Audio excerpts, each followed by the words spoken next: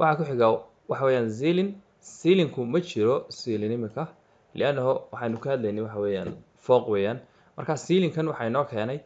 gurigii hore ee BOQ-gana ayuu sameynaya waxa ahaa bangalo marka ceilingka waan ka delete garanaysaa saasaan u hadla garanaysaa delete baad leedahay way floor tileska yani waa just waa same floor tileska gurigeenu maadaama aha 4x4 waa intii hore u noqonaya waa kan gurigeeni waa 4 mitir 4 mitir iyo 60 kaas waxa marka lagu daro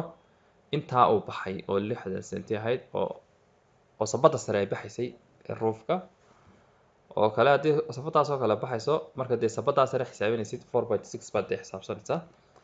gurigu si laakiin 4x4 buu ahaa marka floor tileskeena waxaan ku base garanaynaa 4x4 oo waxaan 16 meter square buu noqonayaa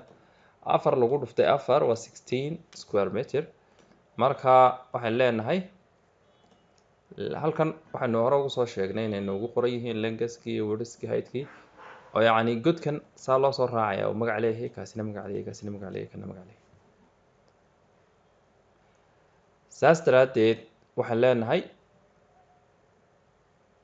waxaan tegayaa floor tiles waxaan leeyahay widthku waa 4 meter lengthkuna waa 4 meter way height ma jiro meter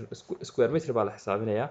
4 times 4 baan leeyahay waa 16 baan leeyahay markaa ku dhufo rate-kii marmarka $18